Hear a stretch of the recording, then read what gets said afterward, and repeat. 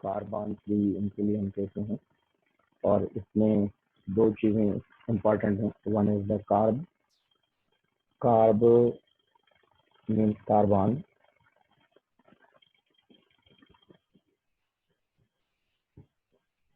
और hydrate means water. तो इसका मतलब ये है कि इसमें कार्बन, हाइड्रोजन और ऑक्सीजन अवेलेबल है। हाइड्रोजन और ऑक्सीजन की जो कॉम्बिनेशन है इसमें, carbon, carbohydrates are important source हैं। इसमें CnH2n ON वाली कंडीशन है इसमें।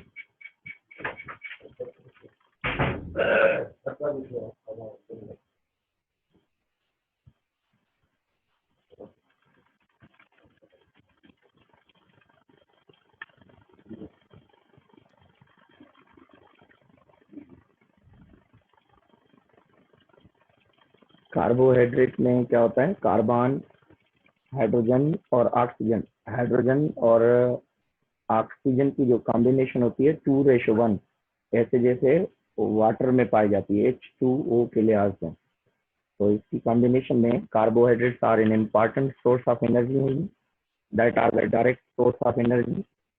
और कार्बोहाइड्रेट को हम रेस्पिरेशन में यूज करते हैं। तो इस वजह से सबसे ज़्यादा क्वांटिटी में डायरेक्टली हमारी बॉडी को एनर्जी प्रोवाइड करने के लिए क्या चीज़ चाहिए, कार्बोहाइड्रेट चाहिए।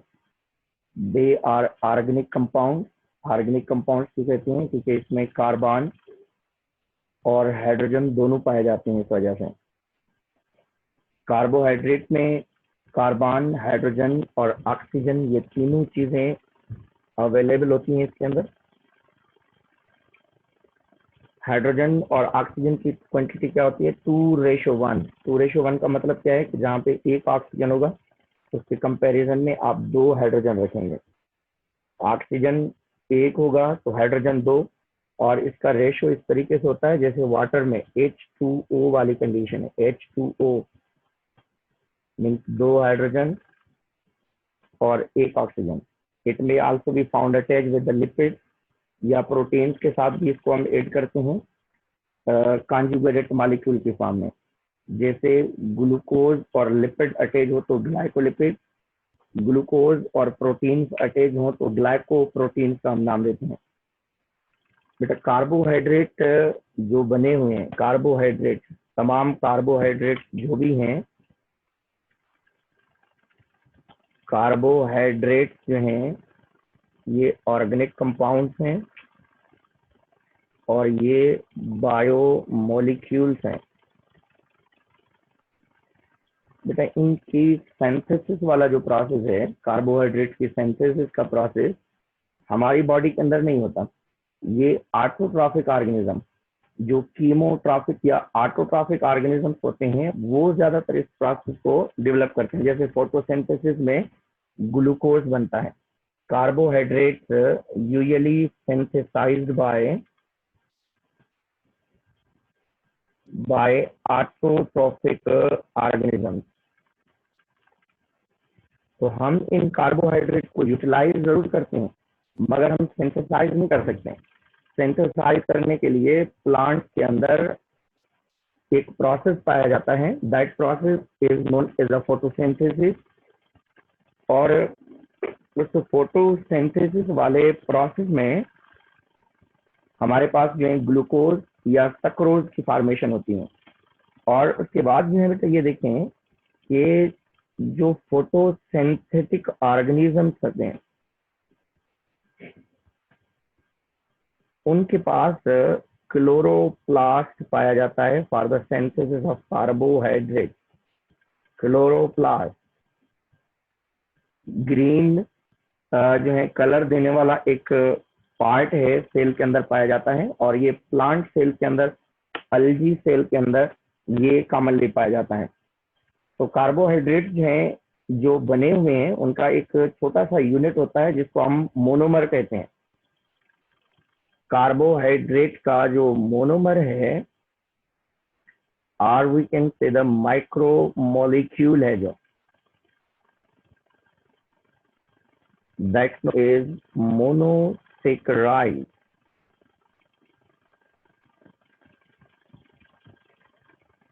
कार्बोहाइड्रेट यूजुअली बेटा स्वीट एंड टेस्ट होते हैं, एक्सेप्ट पॉलीसेक्राइड, क्रिस्टलाइज्ड होते हैं और हाइड्रोफिलिक इन नेचर होते हैं। हाइड्रोफिलिक का मतलब है वाटर लविंग। क्रिस्टलाइज्ड होते हैं, स्वीट एंड टेस्ट होते हैं, और उसके बाद जो है इनके पास अगर मोनोसेक्राइड का हम एम्पिरिकल फार्मूला लिखें तो वो है CnH2nOn। This is empirical formula. Means जितने कार्बन होंगे, फॉर एग्जाम्पल कार्बन जो है 3 है तो 2 मल्टीप्लाई बाय 3O3 और ये हो जाएगा C3H6O3 ट्रायोज जैसे।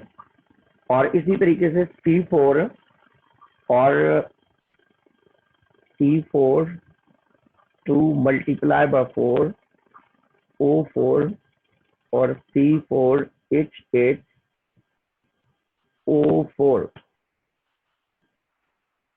तो similarly you can see here carbohydrate का जो एम्पिरिकल फार्मूला है CnH2nOn means number of carbon और नंबर ऑफ ऑक्सीजन इक्वल होते हैं हमेशा। Carbon is equal to oxygen while hydrogen is double. Hydrogen की क्वांटिटी डबल होती है कार्बोहाइड्रेट में, और जब एक कार्बन और ऑक्सीजन ज्यादातर एक जितने होते हैं, जैसे मैंने आपको ट्रायोज में बताया, ट्रेक्टोज में भी ऐसे है, पेंटोज में भी ऐसे है, हेक्सोज और हेप्टोज के अंदर भी इसी तरीके से है। तो कार्बोहाइड्रेट जो है स्वीट एंड टेस्ट हैं, और ज्यादातर कार्बोहाइड्रेट जो है हम डायरेक्टली रेस्पिरेशन में इनको बर्न करते हैं, कोई भी चीज और बर्न नहीं करते हैं। तो इस वजह से कहा जाता है कि carbohydrates are the fuel of our body. Carbohydrates are the fuel of our body. तो इसी वजह से हम जब भी वीकनेस फील करते हैं, जब भी हम अनईजी फील करते हैं, तो ज्यादातर हम जूस पीते हैं या मीठी चीजें या मिठास वाली चीजें यूटिलाइज करते हैं। क्यों? क्योंकि हमें पता है कि ये कार्बोहाइड्रेट ब्लड में जाएगा और ब्लड से सेल में जाएगा, और सेल डायरेक्टली उसको रेस्पिरेशन में बर्न करेंगे, यूटिलाइज करेंगे। मगर जब आप लिपिड या प्रोटीन खाते हैं तो उनको हम डायरेक्टली यूटिलाइज नहीं करते। लिपिड और प्रोटीन पहले डाइजेस्ट होने में लेट लगाते हैं, और फिर उसके बाद ब्लड में जाएंगे, ब्लड से सेल में जाएंगे, फिर उनकी कन्वर्शन होगी, फिर कार्बोहाइड्रेट में कन्वर्शन होते होते it take too much time. जबकि कार्बोहाइड्रेट रेडीमेड मटेरियल है, आपके ब्लड में जाते ही आपके सेल्स तक पहुंचेगा और हर सेल इसको बर्न करेगा और डायरेक्टली इसमें से एटीपी या एनर्जी बनाएगा। तो इस वजह से carbohydrate are the direct source of energy, जबकि लिपिड और प्रोटीन को हम यूज जरूर करते हैं इसमें रेस्पिरेशन में, मेटाबॉलिज्म में, मगर पहले उसको कन्वर्ट करना पड़ता है, मेटाबोलाइज करना पड़ता है, कार्बोहाइड्रेट में कन्वर्ट करना पड़ता है। तो इस वजह से it take too much time. तो हमेशा आप याद रखें कि कार्बोहाइड्रेट हम क्यों डायरेक्टली, जैसे रोजे में, फास्टिंग में, रोजा जो है पार करने के बाद आप डायरेक्टली मीठी चीज खाते हैं, या खजूर खाने का क्यों कहा गया है? क्योंकि खजूर में कार्बोहाइड्रेट शुगर पाया जाता है, और जैसे ही कार्बोहाइड्रेट शुगर ग्लूकोज आपको मिलता है तो आप at a time energy consume करते हैं या यूटिलाइज करते हैं उसमें से। जबकि आप समोसे, पकोड़े, तली हुई चीजें खा रहे होते हैं तो आपके पेट में जाएंगी वो चीजें, जितने तक वो डाइजेस्ट हो, फिर वो ब्लड में जाए, फिर मेटाबोलाइज हो, इतने तक जो है आपको वीकनेस या आपको प्रॉब्लम हो सकता है। तो इस वजह से ये सुन्नत भी है कि हम मिठास वाली चीजें, मीठी चीजें खाते हैं स्टार्ट में, ताकि डायरेक्ट सोर्स ऑफ एनर्जी मिले, इंस्टेंट एनर्जी मिले, और इस इंस्टेंट एनर्जी की मदद से आप अपने रेस्पिरेशन, प्रोडक्शन एनर्जी, बॉडी की रिक्वायरमेंट को पूरा करने की कोशिश कर रहे होते हैं by the help of carbohydrate. तो इस वजह से ये सुन्नत है कि हम मीठी चीजें एट द टाइम ऑफ इफ्तार हम यूटिलाइज करते हैं, और रोजा खोलने के बाद जो है मिठास वाली चीजें जो है वो ज्यादातर हम यूटिलाइज कर रहे होते हैं। कार्बोहाइड्रेट जो है बेटा that are further classified into three main categories. One are the monosaccharides, other are the oligosaccharides, third one are the polysaccharides. Monosaccharides are the basic units और इनमें 3 कार्बन to 7 कार्बन अवेलेबल होते हैं। Means monosaccharide means mono means single, saccharon means sweet. Monosaccharide का मतलब क्या है कि एक छोटा सा यूनिट जिसमें 3 से 7 कार्बन अवेलेबल हो।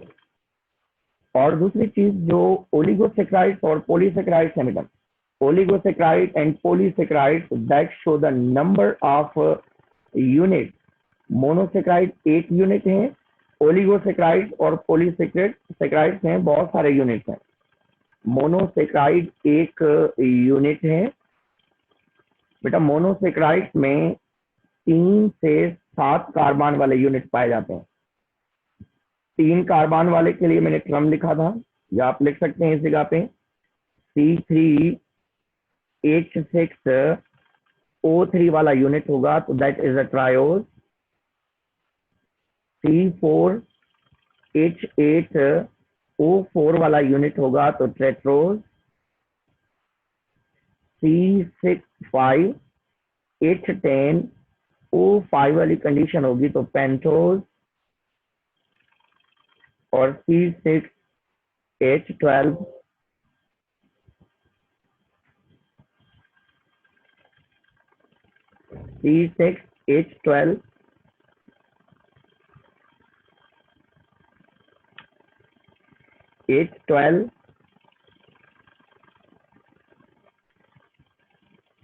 O6 hexose. C7H14O7 that is a heptose. ये यूनिट्स हैं, तमाम मोनोसेक्राइड्स ये ही हैं और तमाम कार्बोहाइड्रेट इनसे ही बने हुए हैं। तमाम कार्बोहाइड्रेट, जो भी कार्बोहाइड्रेट्स हैं, जो भी आप कार्बोहाइड्रेट्स देखते हैं पढ़ते हैं, उन कार्बोहाइड्रेट्स के अंदर कौन सी चीज अवेलेबल होती हैं? Triose, tetrose, pentose, hexose, heptose available है। तो ये तमाम यूनिट्स जो मैंने लिखे हैं 5 यूनिट हैं, 3 कार्बन वाला, 4 कार्बन वाला, 5, 6, 7 वाला जो है ये यूनिट्स हैं।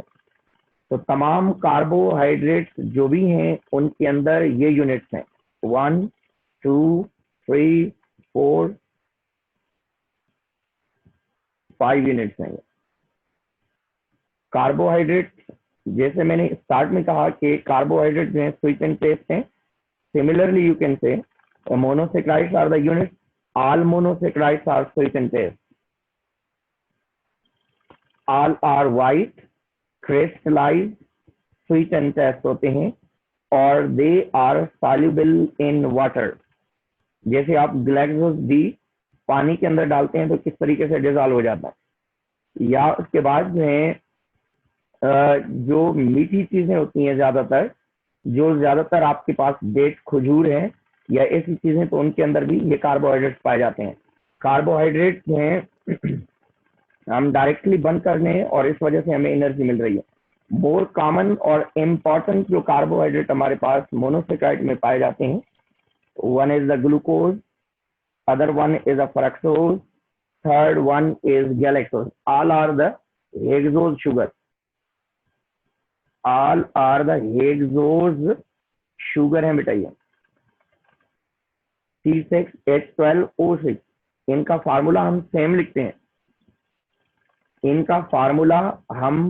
सेम लिखते हैं, मगर आइसोमेरिज्म की वजह से इनकी इस स्ट्रक्चर में थोड़ा बहुत फर्क होता है। ग्लूकोज मोनोसेक्राइड्स हैं और उसके अंदर 6 कार्बन होते हैं सेम, और फ्रक्टोज जो है फ्रूट शुगर इसको कहा जाता है, और मोर अपंडेंस मोनोसेक्राइड्स हैं ये। फ्रक्टोज सबसे ज्यादा पाई जाने वाली मोनोसेक्राइड है और ये फ्रूट्स में मिलती है। सिट्रिक फ्रूट्स में या बारले में या ऐसी चीजें जो होती हैं। Galactose is a milk sugar, milk में, दूध में ये चीज पाई जाती है। अब ये देखिए बेटा, इनका फार्मूला सेम है, there is no difference in glucose, galactose and fructose, they have same chemical formula, वो है C6H12O6, चाहे ग्लूकोज हो, चाहे गैलेक्टोज हो, चाहे फ्रक्टोज हो। इनमें सिर्फ अरेंजमेंट का फर्क है, इनमें जो फंक्शनल यूनिट्स हैं डिफरेंट पोजीशन पे अटैचमेंट है इनकी। तो इनके अंदर जो मेन डिफरेंस है वो क्या है, इनके फंक्शनल ग्रुप में इनकी अरेंजमेंट या इनकी स्ट्रक्चर का थोड़ा सा फर्क है। बाकी number of carbon, number of hydrogen, number of oxygen जो है इक्वल और सेम पाए जाते हैं। This is the structure of monosaccharide. Again you can see glucose, and this is a fructose, and this one is the galactose. अब तमाम carbohydrate इनमें से ये जो मैंने मोनोमर्स बताए हैं आपको, monomers means that show the number of carbon. Monomer में नंबर ऑफ कार्बन की हम बात करते हैं 3 से 7 तक, 3 to 7 नंबर ऑफ कार्बन वाले जो यूनिट्स हों छोटे छोटे से, मीन्स हम ऐसे कह सकते हैं कि ये फॉर एग्जांपल कार्बोहाइड्रेट है, ये अलग अलग हैं, ये मोनोमर्स, तो ये अलग अलग मोनोमर्स हैं।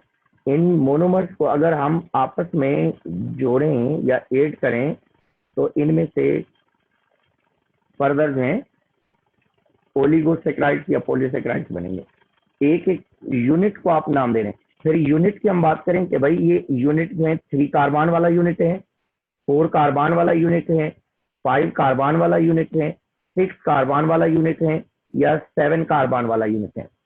तो सेम नंबर ऑफ कार्बन वाले यूनिट भी आपस में मिल सकते हैं, मीन्स 3 कार्बन वाले यूनिट भी आपस में मिल सकते हैं, कोई इशू नहीं है।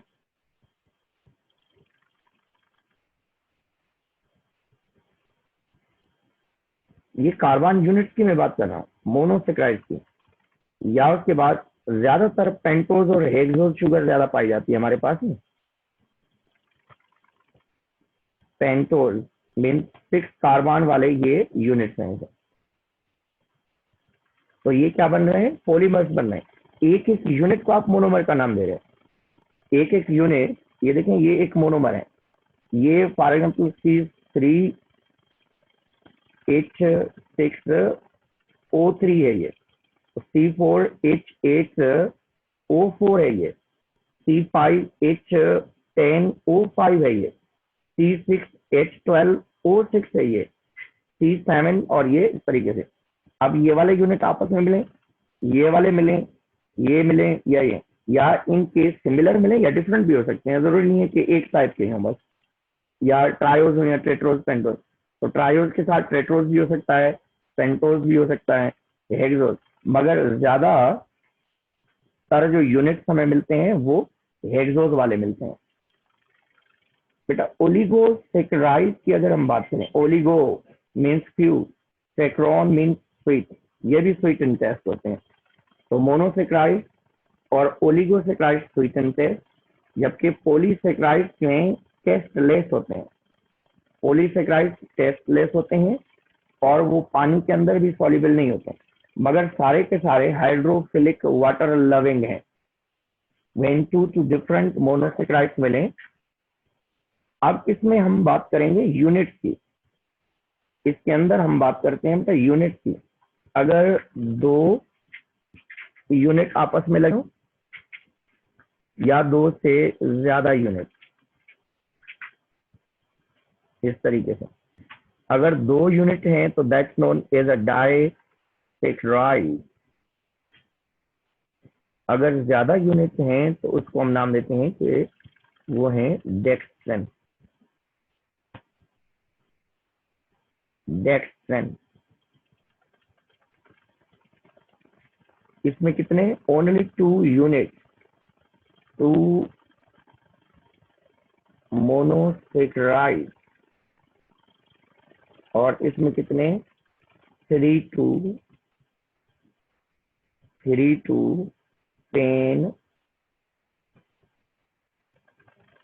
10 मोनोसेक्राइड।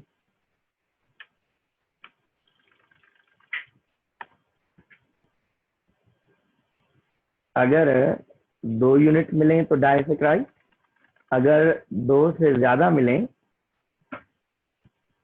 2 से ज्यादा मिले, 2 से ज्यादा मिले तो उसके लिए हम नाम देते हैं तो वो डेक्सट्रेन है। 3 to 10। अगर 2 यूनिट हो तो उसको डाइसेक्राइड, 2 से ज्यादा हो तो उसके लिए हम डेक्सट्रेन का वर्ड यूज करते हैं।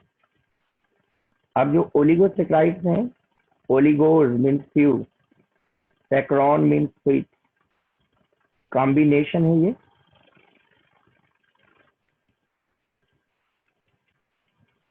When 2 to 10 monosaccharides are combined by chemical reaction, that's known as a condensation. Already we have discussed. जब मोनोमर्स आपस में मिलेंगे तो उसके लिए हम कंडेंसेशन का वर्ड यूज करते हैं। और बेटा इनमें जो बांड बनता है कार्बोहाइड्रेट में, उसको हम ग्लाइकोसाइडिक बांड कहते हैं। प्रोटीन्स में पेप्टाइड बांड, कार्बोहाइड्रेट में ग्लाइकोसाइडिक बांड है इसमें। और ये कंडेंसेशन रिएक्शन है इसमें, और वाटर रिलीज होता है, इसमें भी वाटर रिलीज होता है। कैसे, ये देखें,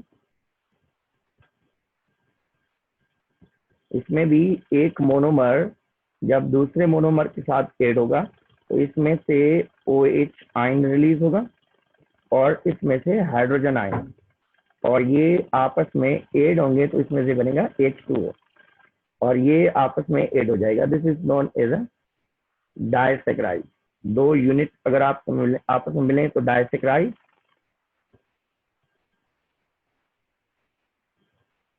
और ज्यादा हो 3 to 10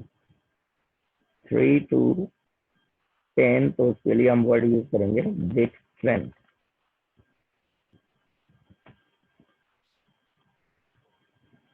अब मोनोसेक्राइड्स 2 अगर आपस में मिल रहे हैं तो उसको हम डाइसेक्राइड कहेंगे। 2 से ज्यादा 2 to 10 collectively known as the oligosaccharide, just 2 is a disaccharide, 3 to 10 is known as a dextran. Oligosaccharides भी क्या हैं? These are soluble in water, मगर ये लेस स्वीट होते हैं। मोनोसेक्राइड्स के कंपैरिजन में लेस स्वीट होते हैं। Sucrose and maltose are the examples of disaccharides. Sucrose and maltose are the examples of disaccharides. और sucrose found in most plants के अंदर ये पाई जाती हैं। ये देखें, ग्लूकोज और ये ग्लूकोज आपस में मिल रहे हैं, ये जो बांड बन रहा है ये ग्लाइकोसाइडिक बांड है। Glucose plus fructose form the sucrose, जिसको हम GFS से याद रख सकते हैं। ये glucose plus fructose collectively known as sucrose. तो एग्जाम्पल ऑफ डाइसैकराइड्स क्या है? डाइसैकराइड के एग्जाम्पल्स जो मोस्ट कॉमन एग्जाम्पल्स हैं, glucose plus fructose form the sucrose, glucose plus galactose form the lactose, glucose plus glucose form the maltose. तो आप याद पहले वाला रखेंगे, नीचे वाले अल्टीमेटली आप याद रख सकते हैं ग्लूकोज प्लस फ्रक्टोज, क्योंकि ये थोड़ा सा चेंज है। बाकी गैलेक्टोज याद रहता है। गैलेक्टोज क्यों? Because that is concern with the milk. Lactose जैसे आप यूज करते हैं लैक्टोजन 1, लैक्टोजन 2, ये बच्चों को दूध पिलाया जाता है। Glucose plus fructose that known as a sucrose, glucose plus galactose that known as a lactose, glucose plus glucose form the maltose. Malt sugar जो है ये भी सबसे कम पाई जाती है माल्टोज।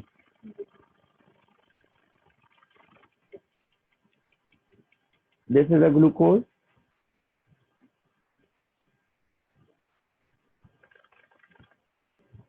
अब हम आते हैं आगे। तो there is a polysaccharide. Poly means many, poly means many.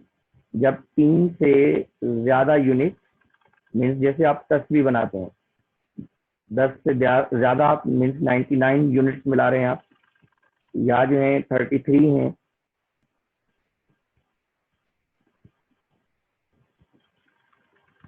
तो इस तरीके से ये यूनिट जो हैं, पॉलीसेकेराइड जो यूनिट हैं, ऑर्गेनिक कंपाउंड्स, ये ऑर्गेनिक कंपाउंड्स हैं और ये ज्यादातर हमारी बॉडी के अंदर स्टोरेज फॉर्म में या स्टोर्ड होते हैं। ये जैसे ग्लाइकोजन है, या प्लांट के अंदर जैसे स्टोर्ड फॉर्म में चीज पाई जाती है जैसे स्टार्च है, और जैसे प्लांट की सेल वॉल में पाई जाती है जैसे सेलुलोज है।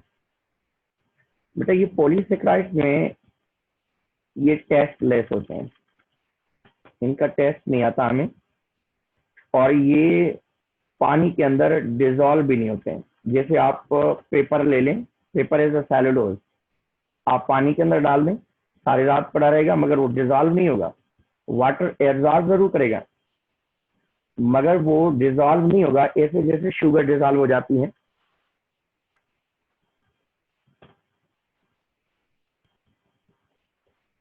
तो पॉलीसेकेराइड जो हैं, डिहाइड्रेशन होती है इनकी, जब ब्रेकडाउन होती है तो उसमें हम वाटर ऐड करते हैं, और जब उसको हम जब डिहाइड्रेशन होती है तो उस दौरान जो है कंडेंसेशन, उसमें वाटर रिलीज होता है।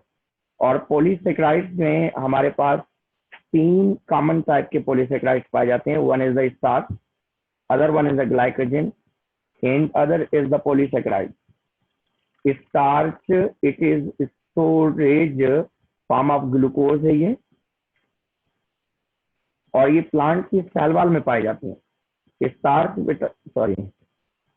जो है ये रिजर्व फूड मटेरियल है। ये starch is the reserve food material, और ये पोटैटोज में या उसके बाद प्लांट के जो रूट्स होते हैं उसमें, तो प्लांट में जो रिजर्व फूड मटेरियल है that is the starch. Plant में जो रिजर्व फूड मटेरियल है दैट इज द स्टार्च। तो आप लिख सकते हैं, मैं इधर लिख रहा हूँ, starch is reserve food material of plants हैं। बेटा ये प्लांट्स जो हैं ये स्टोर करते हैं रूट्स में या गोल्जी बॉडीज में।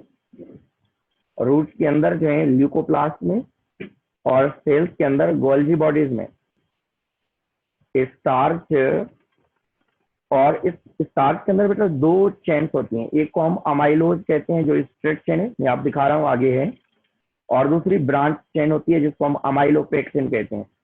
सबसे ज्यादा क्वांटिटी में पाई जाने वाली जो कार्बोहाइड्रेट है या पॉलीसेकेराइड है बेटा वो है सेलुलोज, जो प्लांट की सेल वॉल में पाए जाते हैं।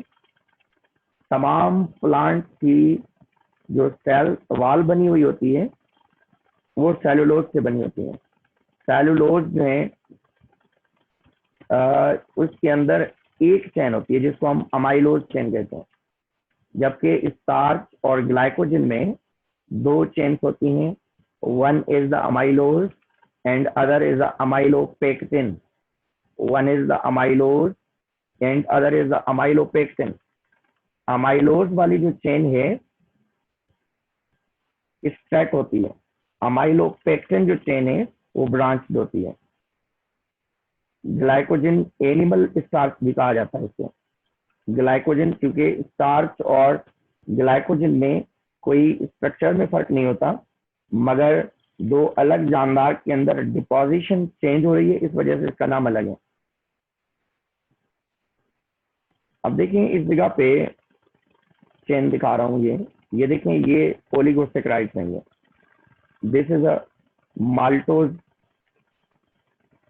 ये माल्टोज, ये डाइसेकेराइड्स हैं। ये 2 यूनिट हैं, ये एक यूनिट और ये दूसरा यूनिट, ये 2 यूनिट आपस में मिले हुए हैं, देखेंगे। तो ये डाइसैकराइड।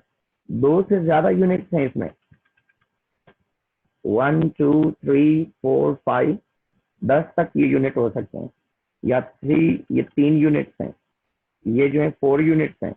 तो ये कितने यूनिट्स मिल सकते हैं, 3 to 10 यूनिट्स हों तो उसके लिए डेक्स्ट्रेन। अगर टोटली आप बात करें तो 2 to 10 यूनिट्स, उसके लिए हम ओलिगोसैकराइड। ये जो स्ट्रक्चर है बेटा आप देख सकते हैं, ये पॉलीसैकराइड की है, और इसमें मैंने अभी आपको बताया कि 2 यूनिट्स होते हैं स्टार्च और ग्लाइकोजन में। ये देखें, ये अमाइलोज चेन है, मीन्स बिल्कुल सीधी स्ट्रेट चेन है ये, और ये अमाइलोपेक्टिन है। इसमें आप देखें ये ब्रांचेस हैं इन यूनिट्स के। अगर ब्रांच्ड चेन हो तो उसको आप नाम देंगे अमाइलोपेक्टिन, अगर स्ट्रेट चेन हो तो उसको आप नाम देंगे अमाइलोज। स्टार्च और ग्लाइकोजन में 2 चेन पाई जाती हैं, एक अमाइलोज स्ट्रेट चेन और दूसरी अमाइलोपेक्टिन ब्रांच्ड चेन, जबकि सेलुलोज में सिर्फ स्ट्रेट चेन होती है जिसको आप अमाइलोज कह सकते हैं। बेटा सेलुलोज अगर हम बात करें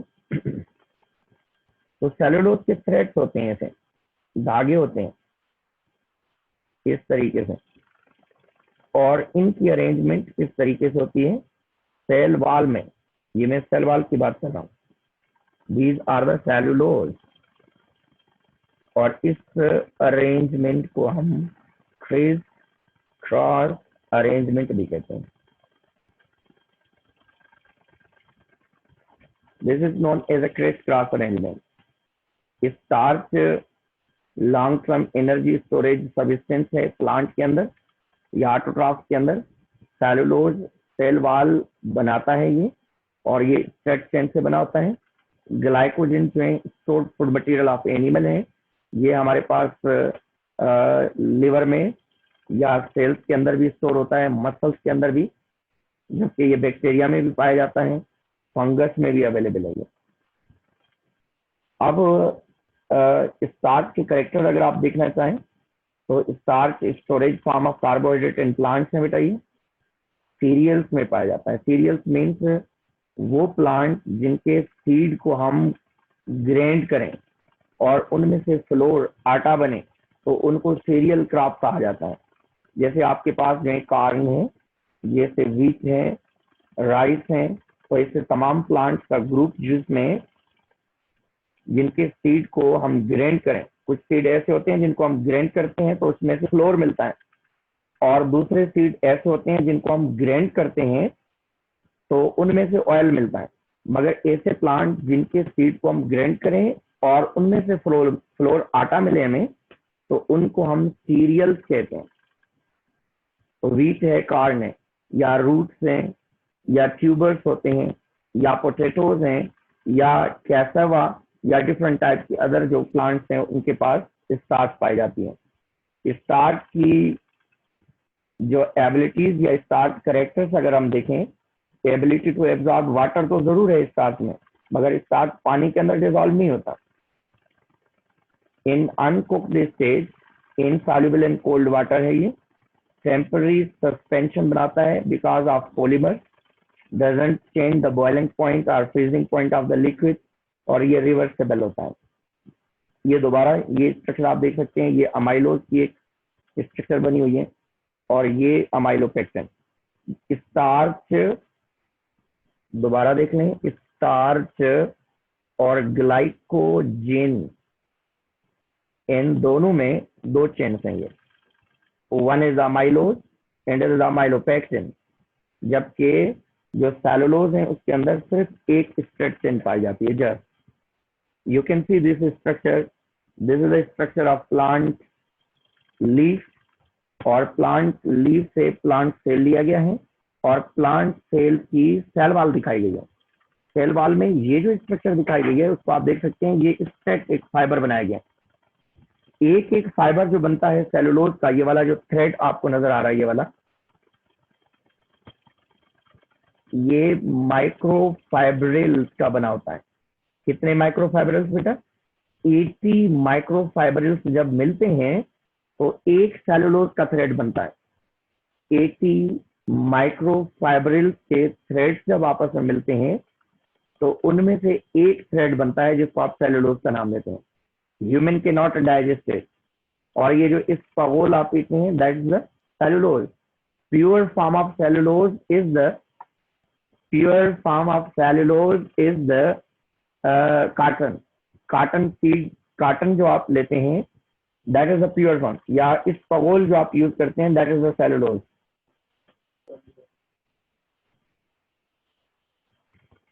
और इसी तरीके से सेलुलोज फाइब्रिल है, आप देख सकते हैं, इसको हम नाम देते हैं कि ये क्रिस क्रॉस अरेंजमेंट है, क्रिस क्रॉस अरेंजमेंट है ये वाली, और ये 9th की बुक में भी दी गई है, आप देख सकते हैं। ये एक स्ट्रक्चर है, ये वाली, ये थ्रेड्स हैं, ये जो छोटे छोटे फाइबर इसके अंदर ये बने हुए हैं, ये माइक्रोफाइब्रिल्स हैं। These are known as a microfibril. Carbohydrate के फंक्शंस हैं, मेन सोर्स ऑफ एनर्जी है। सेलुलोज कार्बोहाइड्रेट जो है हम स्ट्रक्चरल फ्रेम भी बनाते हैं। ग्लाइकोजन स्टोर या रिजर्व फॉर्म में पाया जाता है, कॉन्जुगेटेड मॉलिक्यूल्स के फॉर्म में है। तो कार्बोहाइड्रेट जो है डायरेक्ट सोर्स ऑफ एनर्जी है, और ये डायरेक्टली हमारी बॉडी के अंदर जो है यूज हो जाते हैं। प्लांट की सेल वॉल या फ्रेम ऑफ द सेल बनाते हैं, और स्टार्च की फॉर्म में